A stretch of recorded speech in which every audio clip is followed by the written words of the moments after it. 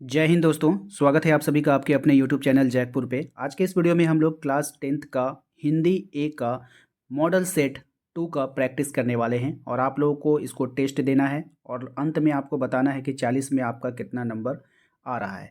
ठीक है, तो वीडियो काफ़ी इंपॉर्टेंट होगा। सभी सवाल सिलेक्टेड हैं, अच्छे लेवल के हैं और एग्ज़ाम में पूछे जाने योग्य हैं। तो चलिए शुरू करते हैं और कितना आपका नंबर्स आएगा प्लीज़ कमेंट कर कर हमें ज़रूर बताइएगा।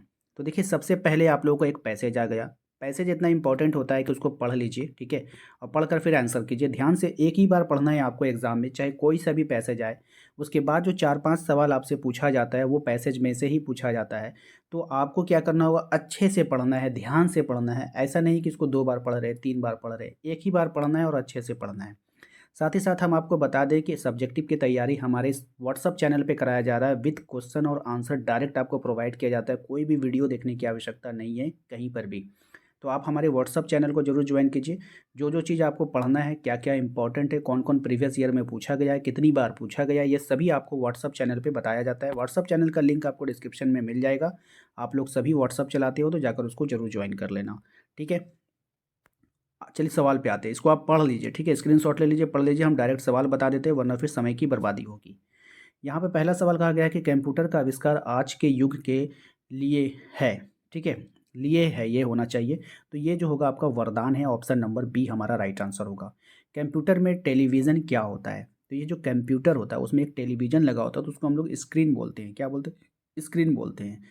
कह रहा है कि चिप का आकार कितना बड़ा होता है? ये जो चिप होता है बाबू, उसका आकार कितना बड़ा होता है? तो उसका आकार होता है आदमी के नाखून के बराबर, ऑप्शन नंबर सी। कह रहा है कि कंप्यूटर कैसा उपकरण है? तो ये जो कंप्यूटर है ना, ये एक इलेक्ट्रॉनिक उपकरण है, याद रखिएगा।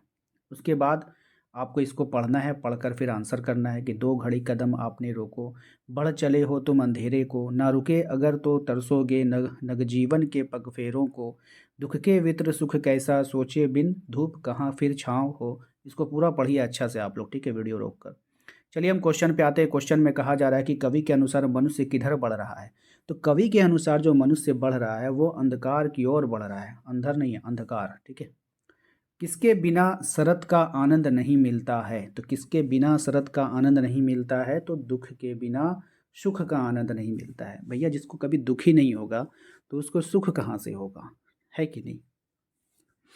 चलिए नेक्स्ट सवाल पे आते हैं। अगला सवाल है, मनुष्य में किस विष देकर मार डाला है? मनुष्य ने किसे विष देकर मार डाला है ये बताना है। राइट आंसर हो जाएगा गंगा को। किसको देकर मार डाला है? तो गंगा को मार डाला है। मनुष्य की गलतियों से क्या पिघल रहा है? तो मनुष्य की जो गलतियां हैं उससे पिघल रहा है हिमखंड। जो हिमखंड होता है ना, हिमालय का जो पहाड़ होता है, बर्फ़ का जो पहाड़ होता है ना, वो जो है पिघल रहा है, ठीक है, प्रदूषण के कारण। नेक्स्ट क्वेश्चन देखिए, कह रहा है आपसे कि क्वेश्चन नंबर 9 में कि जिस वाक्य में क्रिया के साथ कर्म उपस्थित ना हो और ना उसके आने की संभावना होती है वो कौन सी क्रिया होती है? तो वो जो होता है बाबू वो क्या बोले, आ, जिस वाक्य में क्रिया के साथ कर्म उपस्थित नहीं होता है और ना उसके आने की संभावना होती है, वहाँ कौन सी क्रिया होती है वो आपको बतानी है।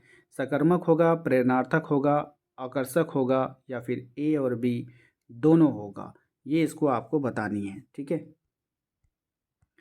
तो यहाँ पर देखिए कह दिया है कि कर्म उपस्थित नहीं है, यानी कर्म नहीं पाया जाएगा। जिस वाक्य में कर्म नहीं पाया जाएगा वो अकर्मक क्रिया हो जाता है। तो यहाँ पर देखिए ये ऑप्शन गलत दिया है शायद, ठीक है। आप लोग बताइएगा कमेंट करके कि अकर्मक होना चाहिए यहाँ पे, ठीक है, अकर्मक होना चाहिए ऑप्शन सी में। आप लोग क्या आंसर कर रहे हो हमें कमेंट कर कर जरूर बताइएगा, ठीक है। क्वेश्चन नंबर 10 पे आते हैं। कह रहा है कि कौन से वाक्य प्रेरणार्थक क्रिया का उदाहरण है? यानी आपको बताना है यहाँ पे कौन प्रेरणार्थक क्रिया का उदाहरण है।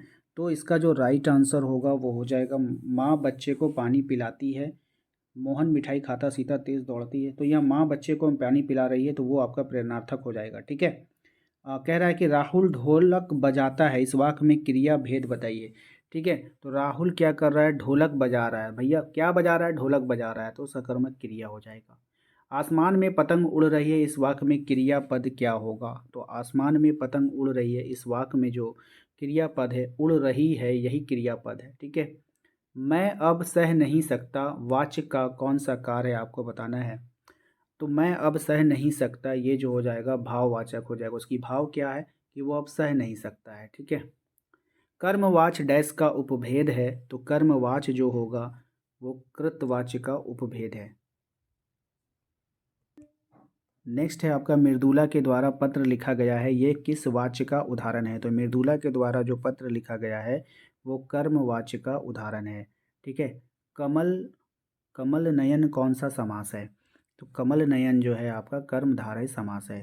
द्वंद्व समास में डैश पद प्रधान होता है, तो द्वंद्व समास में जो कौन सा पद, दोनों पद जो है प्रधान होता है, ये याद रखिएगा, इम्पॉर्टेंट रहेगा एग्जाम के लिए। निम्नलिखित में से कनक का अर्थ नहीं है, कौन नहीं है आपको बताना है, तो कौवा नहीं है, बाकी सब है। ठीक है। नेक्स्ट देखिए, क्रिया विशेषण शब्द किसकी विशेषता बतलाता है? तो क्रिया विशेषण शब्द जो होता है ना, वो बतलाएगा क्रिया की विशेषता बतलाएगा। क्रिया विशेषण मतलब क्रिया की विशेषता। देखिए क्वेश्चन में ही आंसर है आपका। परिश्रम डैश सफलता नहीं मिलती, यानी कि परिश्रम के बिना सफलता नहीं मिलती, ऑप्शन नंबर बी हो जाएगा। ठीक है। जिस वाक्य में एक समापिका क्रिया होती है डैश, उसे कहा क्या कहते हैं? ठीक है, यह बताना है। तो राइट आंसर हो जाएगा ऑप्शन नंबर बी, मिश्र कहते हैं। जिस वाक्य में एक समापन क्रिया होती है मिश्र उसे वाक्य कहते हैं, उन्हें उसे मिश्र वाक्य कहते हैं। ठीक है, ये याद रखिएगा। आइए आते हैं, इसको पढ़ लीजिए। पढ़ने के बाद इसका आंसर करना है कि बाल गोविंद भगत जैसी टोपी कैसी थी, यानी बाल गोविंद भगत की टोपी कैसी थी ये बताना है। तो ये गांधी जी की टोपी जैसी पहनते थे ना। हाँ ठीक है। कबीरपंथी नहीं, सॉरी, कबीरपंथी की जैसी पहनती थी, ऑप्शन बी ही राइट आंसर होगा। आइए क्वेश्चन नंबर आते हैं 23 पे कि बाल गोविंद भगत, कितना स्पेलिंग मिस्टेक है, बाल गोविंद भगत गले में कैसी माला बांधे रहते थे? तो बाल गोविंद भगत जो गले में माला बांधे रहते थे वो तुलसी की जड़ों की एक बेडोल सी माला बांधे रहते थे।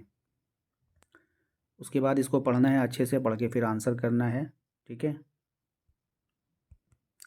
यहाँ पर क्या क्वेश्चन है, थोड़ा सा स्पेलिंग मिस्टेक लग रहा है मुझे समझ में नहीं आया क्वेश्चन क्या है, आप लोग इसको देख लो। ठीक है, अगर आप लोग को समझ में आ रहा है तो इसको देख लेना। उसके बाद है लेखिका के पिता के सामने किसने उसके भाषण की प्रशंसा की? तो इसका जो राइट आंसर होगा वो ऑप्शन नंबर सी, डॉक्टर साहब ने। किसने किया था? डॉक्टर साहब ने किया था। उसके बाद देखिए यहाँ पर जो है, माँ ने कहा पानी में झांककर अपने चेहरे पर मत छिड़कना, अगर रोटियां सेकने के लिए जलने के लिए नहीं, वस्त्र और आभूषण शाब्दिक भ्रमों की तरह है, बंधन है स्त्री के जीवन की। ठीक है, तो इसमें देखो कि क्या क्या इंपॉर्टेंट है सवाल। माँ ने किसे देखकर ना रीझने का आदेश दिया है? तो माँ ने किसे देखकर नहीं दिया रीझने का आदेश? चेहरे को। किसको? चेहरे को। नारियों के लिए किसे बंधन बताया गया है? तो नारियों के लिए जो बंधन बताया गया है वो बताया गया आपका वस्त्रों और आभूषण को। ठीक है, इसको याद रखना है। आते ही क्वेश्चन नंबर 28 पे कह रहा है भरमाया शब्द का क्या अर्थ है? तो ये जो भरमाया शब्द है उसका मतलब हो गया भ्रमित होना। ठीक है। मृग तृष्णा का क्या अर्थ होता है? तो मृग तृष्णा का जो अर्थ होता है वो होता है आपका ऑप्शन नंबर सी, छलावा, यानी आपको जो दिखेगा वो होगा नहीं।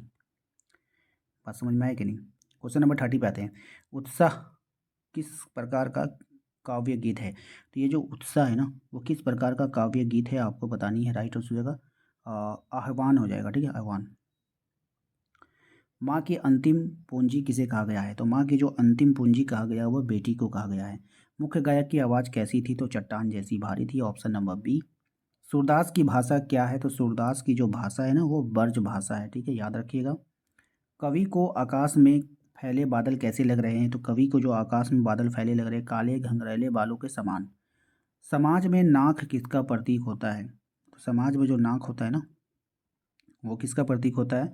इज्जत का प्रतीक होता है। ठीक है ना, कोई बोलता है ना मेरी नाक कट गई, इसका मतलब क्या है? इज्जत खत्म हो गया। माता का आंचल पाठ का मुख्य पात्र कौन है? तो माता का आंचल पाठ का जो मुख्य पात्र है वो है भोलानाथ। ठीक है। लेखिका के ड्राइवर कम गाइड का क्या नाम है? तो इसका जो नाम है वो हो जाएगा आपका जितेंद्र नागी। ठीक है। कस्बे के चौराहे पर किसकी मूर्ति लगी हुई थी? कस्बे के चौराहे पर सुभाष चंद्र बोस की, गांधी जी की, चंद्रशेखर आज़ाद की, या फिर भगत सिंह की? ठीक है, तो आप लोग कमेंट बॉक्स में इसका आंसर जरूर दो कमेंट करके, इतना आसान क्वेश्चन है। चलिए 39 पर, लेखक कनखियों से किसकी ओर देख रहे थे? तो लेखक कनखियों से किसकी ओर देख रहे थे? नवाब की तरफ देख रहे थे। ठीक है। बिस्मिल्लाह खां का बचपन का क्या नाम था? तो बिस्मिल्लाह खां की जो बचपन का नाम था अमीरुद्दीन था, ये याद रखिएगा। उम्मीद करते हैं कि आप लोगों को आज का ये वीडियो पसंद आया होगा। वीडियो पसंद आया तो वीडियो को लाइक करना है, चैनल पे पहली बार आए तो सब्सक्राइब जरूर कर लीजिएगा।